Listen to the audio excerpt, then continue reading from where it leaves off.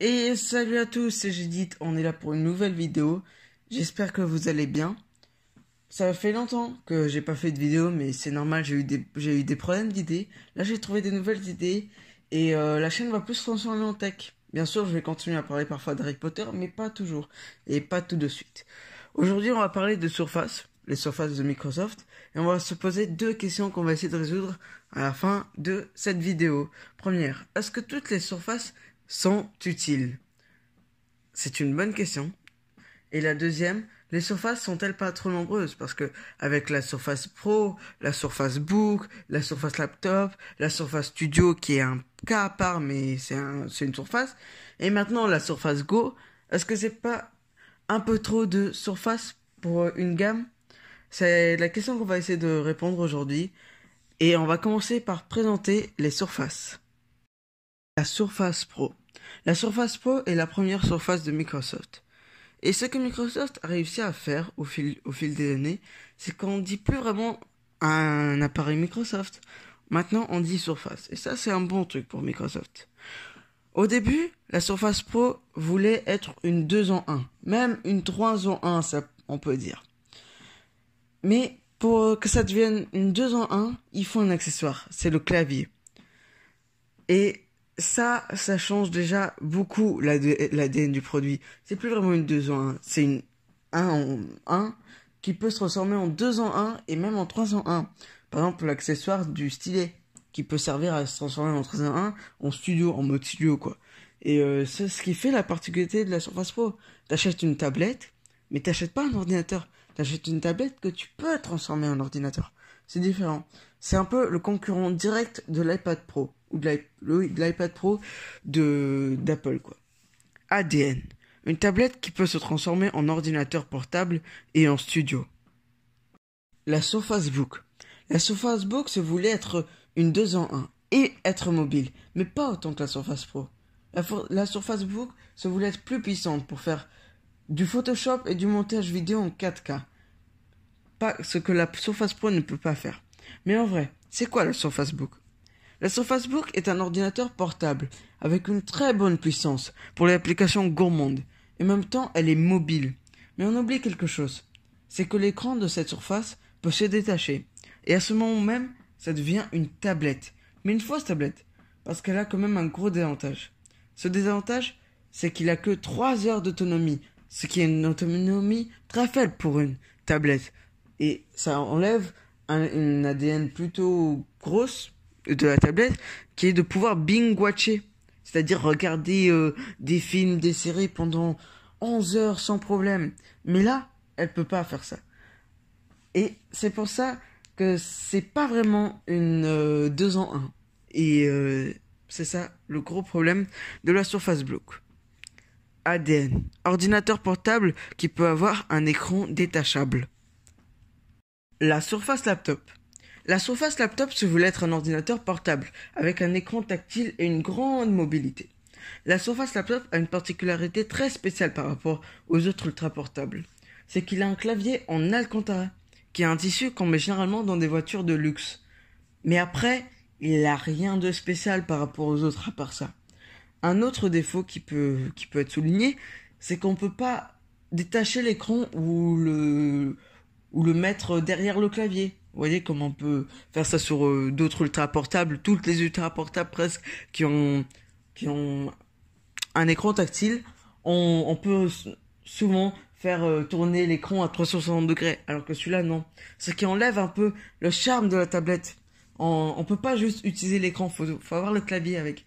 Et ça c'est un peu, ça me déçoit un peu.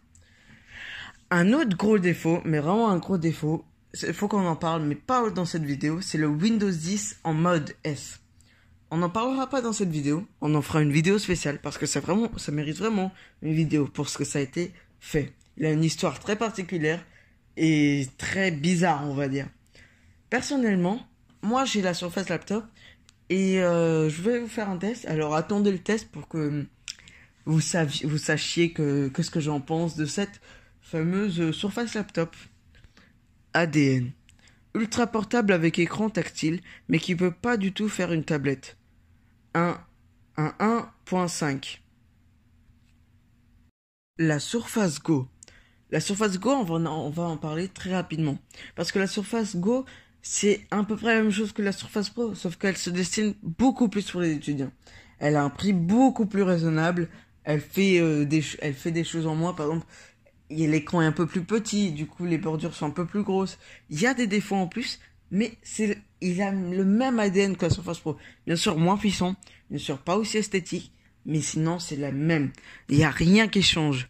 Vraiment, c'est une Surface Pro moins chère, avec moins d'espace, moins de puissance, moins élégante, mais sinon, ça reste une Surface Pro. C'est pour ça qu'on va pas en parler très longtemps et je crois qu'on a même fini de parler de la Surface Go. ADN, une Surface Pro pour les étudiants. Les accessoires Surface. Les accessoires Surface, il y en a vraiment beaucoup. Et on va les compter. Allez. Le stylet Surface, la station Surface Dock, le Surface Dial, clavier type cover signature Surface, le clavier ergonomique Surface, le clavier Surface, la souris Surface mobile mouse, la souris Surface précédent mouse et la souris Surface Arc. Il y en a vraiment beaucoup. Mais vraiment beaucoup. On va en dire quelques-uns à quoi ça prend. Le stylet Surface, c'est un stylet, quoi. C'est un peu plus précis qu'un doigt.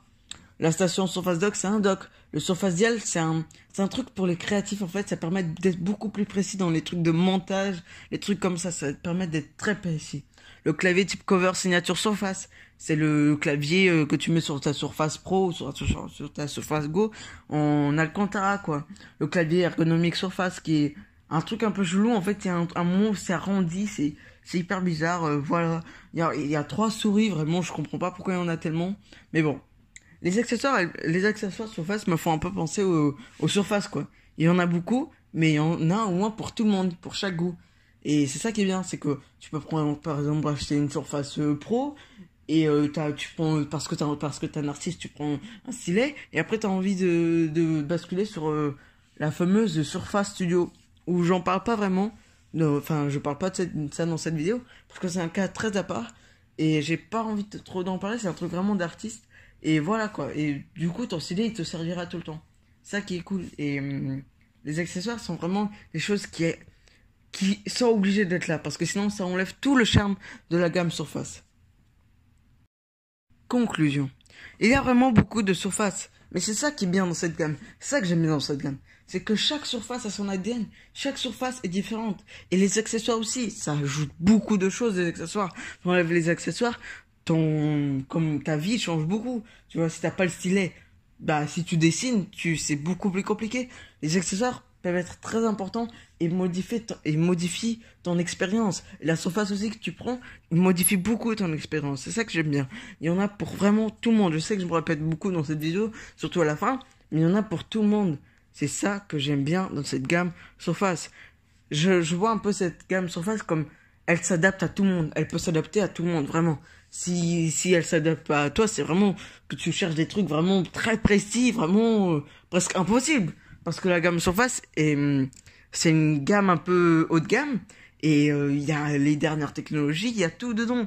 Alors si tu trouves pas, c'est vraiment que tu veux des choses presque impossibles. Alors pour les questions du début, bah on peut dire que toutes les surfaces sont utiles et il y en a pas trop. Bien sûr, la Surface Go, elle est là, mais on ne comprend pas pourquoi. Parce que en fait, la Surface Pro était avant la Surface Go, mais en fait, c'est un peu compliqué. Je vais essayer de même faire une vidéo pourquoi la Surface Go, mais la Surface Go est là, mais on ne sait pas pourquoi. Mais elle est là pour les étudiants qui veulent ça. Ça qui est bien. Merci de m'avoir écouté. J'espère avoir répondu à quelques de vos questions et à ces questions que je me suis toujours posées. J'espère que ça vous a intéressé cette vidéo. Si vous avez aimé, lâchez un like, abonnez-vous. J'espère parce que je vais essayer de faire des vidéos régulières. J'ai pas de chaque mercredi, non, j'ai pas de trucs comme ça. Je vais essayer de faire 2 vidéos par mois. C'est très compliqué pour moi de faire des vidéos pour l'instant parce que j'ai beaucoup de choses à faire en dehors de ma vie YouTube. J'ai d'autres choses à faire, mais vraiment beaucoup. C'est pour ça que j'ai pas trop le temps de faire des vidéos. Alors je vais essayer de faire 2 vidéos par mois. Je suis obligé de le faire, parfois plus. Ça dépendra. Si vous êtes assez gentil, partagez aussi cette vidéo à vos amis. Si la high-tech s'ils aiment bien la high-tech, s'ils aiment bien les surfaces, tout ça, tout ça. Et ciao à tous les gens, j'espère que vous y allez bien.